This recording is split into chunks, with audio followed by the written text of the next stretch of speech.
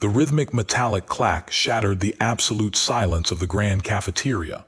2,000 students from 60 worlds froze mid-motion, beneath towering spun-glass ceilings. The huge main entrance doors had hissed open, revealing a pale, 5'4" agrarian from the Sol system. A 2.4-meter avian predator frantically knocked over his own titanium chair, attempting to scramble backward. An insectoid scholar pressed her chitinous frame flat against a reinforced pillar, antennae plastered to her skull in sheer terror. Every single eye locked onto the approaching human. What I did that day broke every rule, but you need to understand why I couldn't just watch. 12 hours earlier, those heavy gunmetal bands were just anchors. Alara Voss fastened the magnetic kinetic suppressors around her ankles inside her cramped dormitory. A low-frequency dampening field hummed instantly, dragging her limbs down with agonizing lethargy. She secured the wrist cuffs next. They looked like pathetic medical braces meant for a crippled prey animal. That was exactly as intended. Think of the farm, her father had whispered at the spaceport. Think of the surgeries. 2 million credits in familial debt hung darkly over Kessler's reach. A zero-tolerance behavioral contract was the only thing keeping the atmospheric scrubbers running back home. Do not fight back under any circumstances. Survive the academic year. Remain entirely invisible. Applied xenodynamics took place in Classroom 4B, a sprawling facility designed to accommodate varied interstellar physiologies. Tiered amphitheater seating wrapped around a central holographic projector. The ambient gravity was permanently dialed down to a comfortable 0.4 standard to prevent the larger species from crushing their own joints. Alara sat quietly in the back row, continuously adjusting her amber-tinted corrective lenses. The heavy suppressors clinked loudly against her reinforced desk every time she shifted her weight. It was a sound exactly like shackles settling. Directly ahead of her sat Threx Vor. The scaled Dominion representative boasted a terrifying 2.8-meter quadrupedal-leaning bipedal frame. 4 muscular arms ended in thick, keratinized knuckle spurs capable of denting starship hulls. Seasonal hormonal rage surges made his dorsal osteoderms flush a bright, bioluminescent crimson. He adamantly refused chemical suppressants. It was an apex right, his species fiercely claimed. During a mind-numbingly tedious lecture detailing hyperlane topology matrices, Alara mentally mapped Threx's anatomy out of pure agrarian boredom. Her eyes traced the thick, overlapping rigid plates running down his spine. She noted a distinct, unarmored gap just beneath his primary sternum. A highly vulnerable nerve ganglion cluster sat dangerously exposed right there beneath a thin layer of scale, just in case. Beside Threx sat Moore. The gentle 2.1-meter armored herbivore hailed from a completely pacifist agri-world. Moore possessed absolute moral clarity but harbored zero combat instinct. His blunt tail twitched nervously as the elderly professor droned on about subspace friction coefficients. A slight, accidental miscalculation occurred. Moore's swaying tail lightly brushed Threx's rear desk leg. Crimson light abruptly erupted across Threx's thick dorsal ridges. He didn't speak a word. He simply reached over, hauled the heavy herbivore from his seat with 2 lower arms, and slammed him forcefully into the reinforced glass observation wall. The professor shrieked in horror, multiple spindly limbs scrambling desperately for the emergency warden console. It was too late. Threx drew back his upper right fist. Keratin knuckles slammed directly into Moore's face. Bone cracked sickeningly loudly. Dark ichor spattered across the clean white floor tiles, carrying the sharp, sulfur-and copper tang of oxidized alien blood. Moore collapsed instantly. He was a weeping mountain of pacifist genetics, paralyzed by an evolutionary freeze response designed to minimize suffering before consumption. Threx raised a heavy digitigrade foot, aiming perfectly to stomp the exposed throat and end the dispute permanently. Alara sat perfectly still. Do not fight back. One punch meant immediate expulsion. Expulsion meant instant revocation of the stipend. Her mother's deteriorating spine would fail without treatment. The Dust Bowl farm would face corporate liquidation by the end of the solar cycle.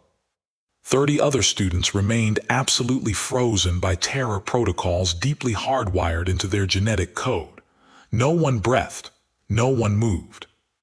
Alara reached up deliberately. She pushed her amber-tinted lenses higher onto the bridge of her nose. She straightened her uniform collar.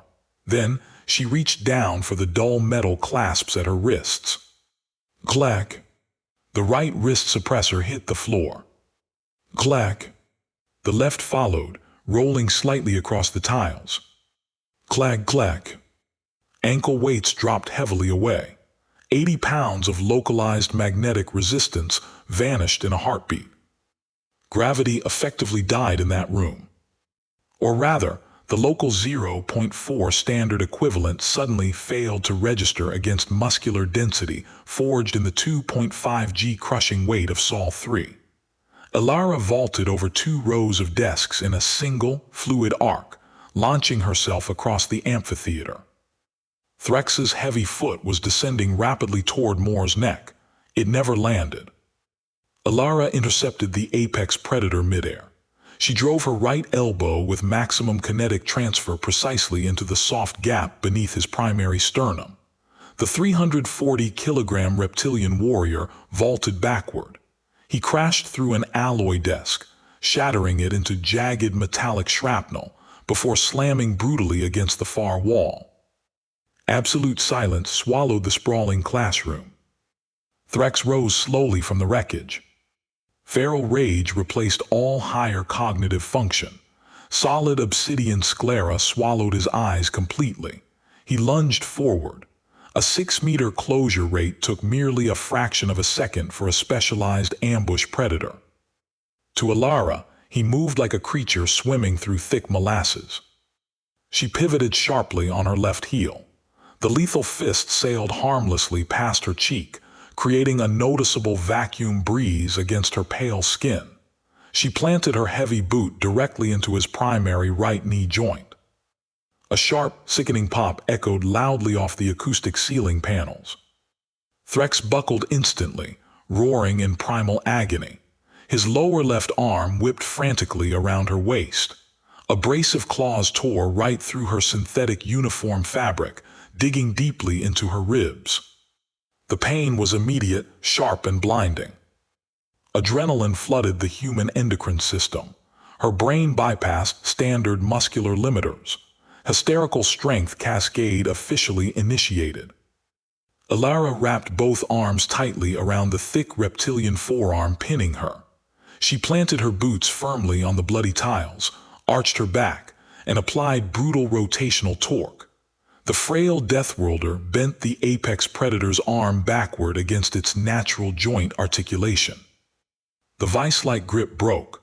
Threx dropped heavily to one knee, thoroughly disoriented. Alara immediately scrambled up his broad back. She wrapped her bleeding arms tightly around his scaled neck. A textbook rear-naked chokehold locked securely into place. She wasn't aiming at the reinforced windpipe. She compressed the bilateral carotids. No matter the exotic biology, brains require oxygenated blood to function. 10 seconds. Thrashing, desperate limbs destroyed 2 more rows of seating. 20 seconds. The bioluminescent crimson flush faded rapidly to a sickly, oxygen-starved gray. 30 seconds. 4 thick arms dropped limply to the ruined floor. Alara held the lock for exactly 3 more seconds to ensure total unconsciousness. Then she released him. She landed softly beside the unconscious Titan. Her academy uniform hung in ruined ribbons. Blood dripped steadily from her torn ribs onto the clean floor. She adjusted her amber lenses again. The professor stared at her from beneath a ruined desk console. "I believe Moore requires immediate medical attention," Alara stated flatly. Wardens finally stormed through the pneumatic doors, heavy stun rifles raised. They froze completely in their tracks.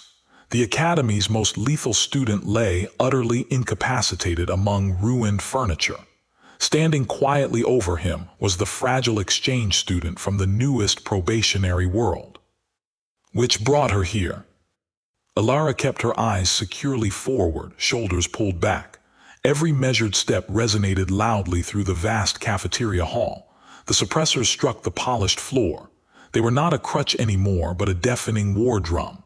Yesterday, these students saw pathetic restraints meant to keep a broken thing walking. Today, 2,000 aliens understood the horrifying truth. The bands were heavy restraining bolts. The only things keeping a dense gravity demon leashed, so it wouldn't accidentally break the sound barrier. She approached the gleaming food dispensers, picked up a standard nutrient paste tube, and turned around slowly. Moore stood nervously near the center of the vast room. Beside him rested the elevated crystalline throne Threx had violently claimed on his very first day. Moore bowed his armored head deeply. He pulled out the central chair, his blunt manipulators trembling slightly with deep reverence. He was offering her the throne. Alara didn't want it. She wanted advanced calculus, quiet study sessions, and the dusty fields of home. But power in this galaxy wasn't something you simply declined. If she left that seat empty, another Threx would eventually claim it. She walked steadily to the center of the room. She stepped up onto the pristine dais. She sat down. A collective, shuddering breath released across the entire cafeteria. The hierarchy snapped permanently into a new, terrifying alignment. Humanity was no longer a cosmic joke.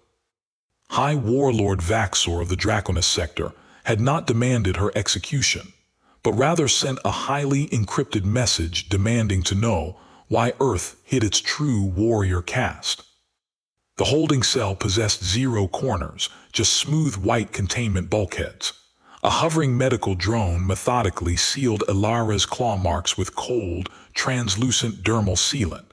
She stared blankly at the sterile floor, running the brutal mathematics in her head. A 1.2 million credit outstanding loan. Essential surgeries costing $500,000. Sorry, Dad, but some debts you don't pay with silence. The door hissed open smoothly. Director Halcyon entered. The towering avian-reptilian hybrid folded his iridescent silver plumage tightly against his tall frame. The Terran ambassador trailed closely behind him, looking remarkably pale. Alara stood up slowly, deliberately ignoring her screaming ribs. I accept full responsibility. Please tell me the penalty fine. Director Halcyon tilted his head sideways, his obsidian eyes unblinking. You believe you are here to be expelled. He tapped a sleek datapad, projecting a bright holographic biometric log directly into the air. Your endocrine system flooded your tissues with a chemical cocktail that would cause catastrophic heart failure in 90% of known species. A biological hyperdrive. You stopped him, yet you did not kill him. Alara frowned slightly. Of course not. In Threx's culture, a dominance challenge ends in death, Halcyon said softly. Always. To dismantle an opponent's physical superiority so completely and leave them alive is not weakness. It is the ultimate, humiliating display of supreme dominance. You proved you could end him effortlessly and chose not to. True dominance wasn't the capacity to destroy. It was the disciplined choice to withhold destruction. The species that mistook fragility for weakness had simply never met a world that tried to kill its children every single day. The Terran ambassador smiled weakly, leaning against the wall. The charges are completely dropped, Alara. The Scaled Dominion is actually petitioning for your graduation. Earth was indeed a world of monsters, but they protected their own. The dull gunmetal bands rested heavily against her pale skin. She wrapped a braided cord of synthetic wheat fiber tightly around her fingers. The suppressors hummed quietly in the sterile white room.